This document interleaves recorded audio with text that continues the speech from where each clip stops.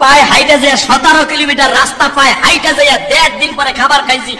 কিন্তু বিশ্বাস করে আল্লাহর জাতের কসম করে বলছি, এই 1.5টা দিন যে শুধু জমজমের পানি খাইয়া রইছি, আমার ভিতরে যারা পরিমাণ কোনো ক্লান্তি আসে নাই। আমি একদিন এক রাত শুধু জমজম খাইয়া তপ করছি, একদিন এক রাত। যদি বলেন কেমনে, আমার কাছে 5 বোতল জমজমের পানি ছিল। সেই আরাফার মাঠের থেকে হাঁটা শুরু করছি, এটা আপনারা সবাই জানেন। মুজদালিফা এখন তো খাওয়ান যেভাবে দেয় এইভাবে খাওয়ান তখন দিত না 2004 সালে। এই চোখ দিয়ে দেখছি মুজদালিফায় কেউ খাওয়ান দেয় না। এই আরাফার মাঠে যা খাইয়েছি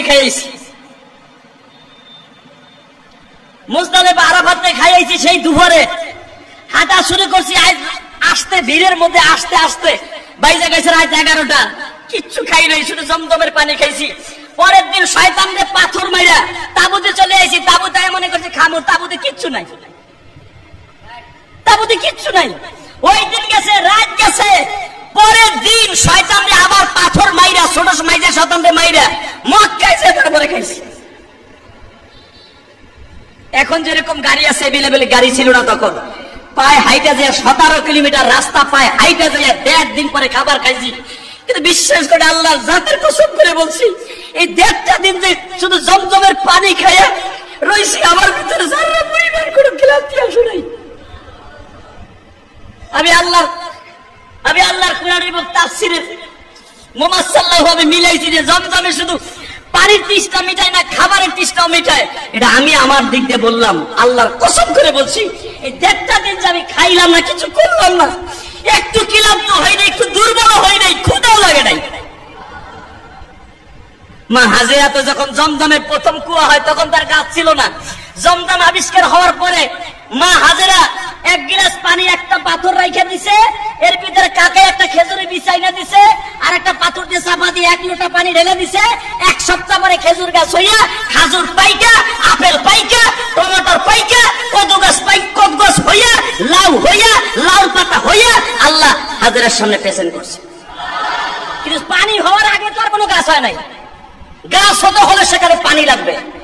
প্রথম 12 দিন পর্যন্ত মা হাজেরা কিচ্ছু খায়নি, শুধু সন্তানটারে বুকে নিয়ে কাঁদছে। আল্লাহ কি পরীক্ষায় তুমি আমারে ফেললে। তোমার খলিল ইব্রাহিম রাখিয়া গেল মাত্র 8 কেজি যাও দিয়া, 5 কেজি খুরমা দিয়া, মাত্র 1 পাত্র পানি দিয়া রাইখা গেছে। পানিও শেষ হয়ে গেছে, খুরমাও শেষ হয়ে গেছে। আল্লাহ আমি খাই তো খাই না, কোনো মানুষ তো পাই না। পাহাড়ে উঠছি মানুষ নাই, মারোয়া পাহাড়ে উঠছি মানুষ নাই, শুধু পাহাড় আর পাহাড় ছাড়া কিছু দেখি না। তোমার খলিল দোয়া করছে কি তাও জানি না, আমারে তুমি মৃত্যু দাও বানা দাও, আমার ইসমাইল বাঁচায় রাখো। কারণ আমার স্বামী আমারে যখন তাইবে যখন সবর করি আমারে বলছিল সাইরা রে হাজিরা রে, তুমি কেমন থাকবা না থাকবা আমার দেখার বিষয় নয়, আমার কলিজার টুকরা ইসমাইলের যেন কোনো কিছু না। আমার স্বামীর আমানত আমি কেমনি বাজে। আল্লাহ আমার জন্য খাবারের দরকার নেই, তুমি ইসমাইলের জন্য খাবারের ব্যবস্থা করে দাও। এই তাফসীরের দ্বারা বোঝা যায় পৃথিবীতে মা জীবনকে বাজে রাখা সন্তানকে বাজে। মার স্তরে দুধ নাই গো,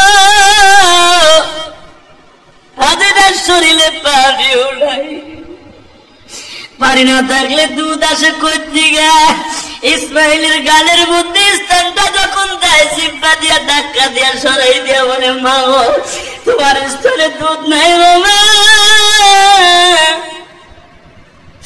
মরুভূমির উত্তপ্ত মরুভূমির উপরে বাচ্চাটারে শোয়া দিয়ে কলিজার টুকরা ইসমাইলের শোয়া দিয়ে কান্দের বলে বলে আমার ইসমাইলের তুমি বাঁচাও।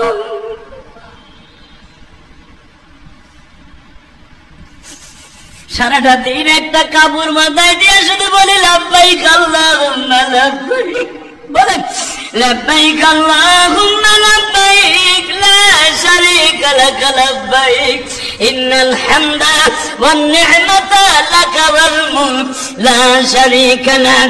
বাবা জীবনে যারা হজ করতে যাইতে পারেন নাই তারা আমার সাথে মিষ্টি ভাষায় বলেন লাব্বাইক আল্লাহুম্মা লাব্বাইক লাব্বাইক লা শারীকা লাক লাব্বাইক ইন্নাল হামদা ওয়ান নি'মাতা লাক ওয়াল মুলক লা শারীকা লাক।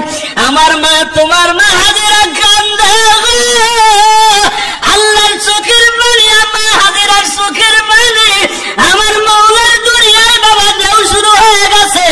আল্লাহর কলিজায় ঢেউ শুরু হওয়ার আগে সমস্ত ফেরেশতাদের কলিজায় বাবা তুফান শুরু হয়ে গেছে।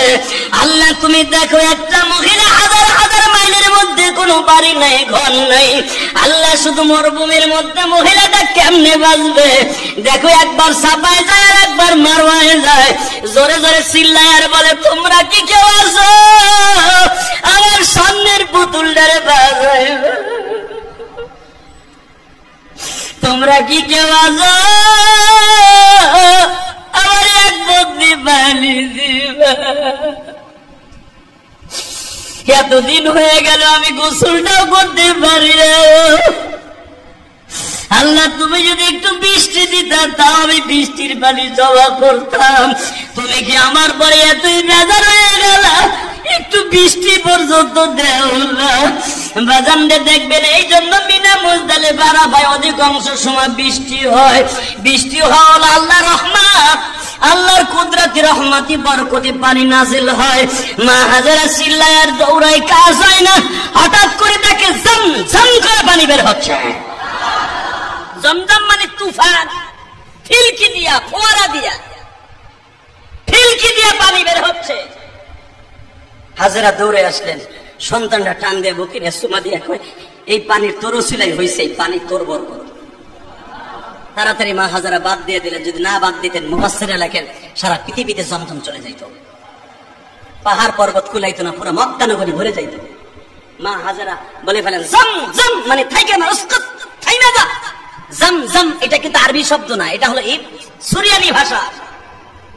জম জম এটাই আল্লাহ খাস করে দিলেন, জমজম মুয়ে জম জম। এই মুসলমানের বলা সুরিয়ানি ভাষায় মা হাজারা বললেন, জম জম থাইমা যা, থাম থাম থাম। জমজম তো পারি না, জমজম তো থাইমা যাওয়া, জমজম মানে থাইমা যাওয়া, জম জম থাইমা যাও। থাইমা গেল, মা হাজারা বাদ দিলেন।